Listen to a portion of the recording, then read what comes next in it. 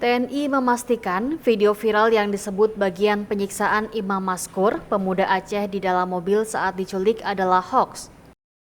Komandan Pomdam Jaya, Kolonel CPM Irsyad Hamdi B. Anwar, menyebut dalam video yang terlihat seseorang yang sedang dicambuk di bagian punggung itu bukan Imam Maskur maupun H sebagai korban penculikan. Video tersebut juga diunggah oleh anggota DPR RI Ahmad Sahroni lewat akun Instagram @ahmadsahroni88. Namun, Irsyad membenarkan terkait video percakapan keluarga dengan imam menggunakan bahasa Aceh. Video itu sempat diunggah akun Instagram @rekanaceh merekam percakapan pria lewat telepon. Sementara itu, Kadis Penat Brigjen TNI Hamim Tohari mengimbau kepada masyarakat untuk lebih berhati-hati ketika menerima apapun yang belum bisa dipertanggungjawabkan kebenarannya. Dalam kasus tersebut, polisi militer Kodam Jaya sebelumnya telah menahan 3 oknum TNI dalam kasus dugaan penganiayaan yang menyebabkan seorang pemuda Aceh bernama Imam Maskur tewas. 3 tersangka dari anggota TNI yakni anggota Paspampres Praka RM, Satuan Direktorat Topografi TNI AD, Praka HS, dan anggota Kodam Iskandar Muda Praka J. Sementara itu ada 1 tersangka lainnya yang merupakan kakak ipar dari Praka RM berinisial MS yang saat ini ditahan di Polda Metro Jaya. Untuk informasi, jasad imam ditemukan di Sungai Cibogo, Karawang, Jawa Barat pada Jumat 18 Agustus 2023 lalu. Pemuda asal Kabupaten Biren, Aceh tersebut diduga dibuang setelah diculik dan dianiaya hingga tewas oleh anggota Paspampres berinisial Praka RM. Perwakilan keluarga korban, Said Sulaiman, menyebut kondisi jenazah korban saat diterima pihak keluarga sudah dalam keadaan bengkak. Said menuturkan imam yang tinggal di daerah Ciputat, Tangerang Selatan itu sehari-harinya berdagang kosmetik.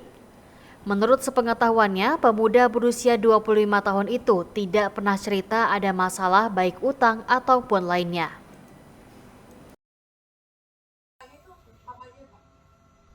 Kalau pasal ini kan masih dalam proses, Mbak ya. Sekali lagi ini kita belum bisa memutuskan pasalnya. Makanya ada kehadiran dari Otmil ke sini untuk memberikan konsultasi. Kira-kira dari hasil penyidikan itu pasal apa yang bisa dikenakan. Yang pasti ini berawal dari dugaan penculikan, pemerasan, dan penganiayaan yang kemudian menimbulkan terjadinya kematian dari korban. Sehingga untuk pasal nanti ini masih dalam proses diskusi antara penyidik dengan konsultasi dengan pihak dari Otmil demikian. Terkait dengan tujuan penganiayaan itu apa? Apakah benar tiga orang tersangka ini adalah diduga pengusaha obat yang melintas setoran atau bagaimana? Sekali lagi Mbak ya, ini besar lagi bahwa proses penyidikan masih berlangsung. Kita masih terus mengumpulkan keterangan dari saksi-saksi dan alat bukti yang memang masih perlu dilengkapi juga untuk mengungkap secara tuntas. Yang saya sampaikan tadi, apakah ada latar belakang yang lain, apakah terkait dengan obat-obatan atau hanya sekedar penculikan di latar belakang ekonomi dan sebagainya, masih terus diungkap oleh penyidik. Sehingga kita mungkin opini yang berkembang di media bermacam-macam, tetapi kita proses hukum tidak bisa didasarkan atas opini dari pendapat-pendapat yang beredar di media. Kita masih akan terus melakukan pengumpulan data dan fakta untuk mengungkap yang sebenarnya terjadi di lapangan. Gitu. Ini kan pasalnya belum diterapkan, yang sudah ada tersangka. Jadi ini dugaan pasalnya itu dugaan penculikan dan pemerasan, Pak? Diawali dari dugaan penculikan, pemerasan, dan penganiayaan yang kemudian menimbulkan kematian bagi korban. Nanti apakah ini berencana atau tidak nanti akan dilihat hasil penyidikan dan hasil konsultasi dengan Otmil. Pak, 3 tersangka itu dari mana bisa kenapa? Satu itu Paspampres, satu lagi dari Kodam Iskandar Muda, dan satu lagi dari Topografi ya. Nah itu kenal dari mana mereka bertiga? Baik, untuk detail nanti mungkin hasil dari penyidikan bisa disampaikan oleh Pom dan Jaya. Mohon izin tadi saya menjawab pertanyaan kedua kawan. Mereka ini semua satu angkatan yang mereka juga latar belakangnya adalah orang-orang dari Aceh yang sama-sama di Jakarta, yang sama-sama berada di Jakarta, sehingga mereka melakukan itu secara bersamaan rencana untuk penculikan dan pemerasannya itu memang dari kelompok orang yang sama, dan mereka tidak mengenal secara detail orang korban, tapi mereka mengetahui komunitas korban ini kegiatannya apa saja. Berarti sebelumnya tidak saling kenal atau bagaimana? Dia tidak saling kenal, tapi tahu komunikan yang korban ini adalah berasal dari Aceh. Komunitas orang-orang Aceh di tempat itu apa kegiatannya mereka tahu, sehingga mereka melakukan tindakan tersebut.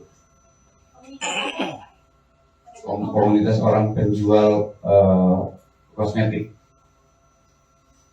Pak, apakah udah ditemukan dari penyidikan awal ini obat ilegalnya itu yang seperti apa gitu jenisnya?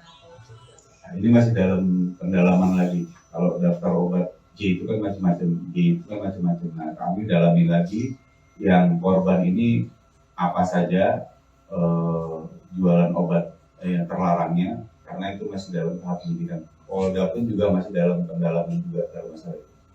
Sejauh ini sudah berapa saksi kemudian dari mana saja?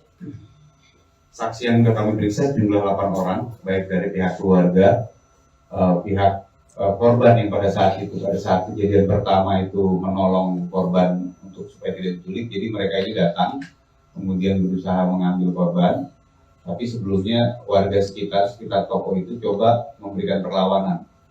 Nah, itu ada 3 orang yang kita periksa, keluarganya, kemudian saksi-saksi lain yang dalam proses penculikan dan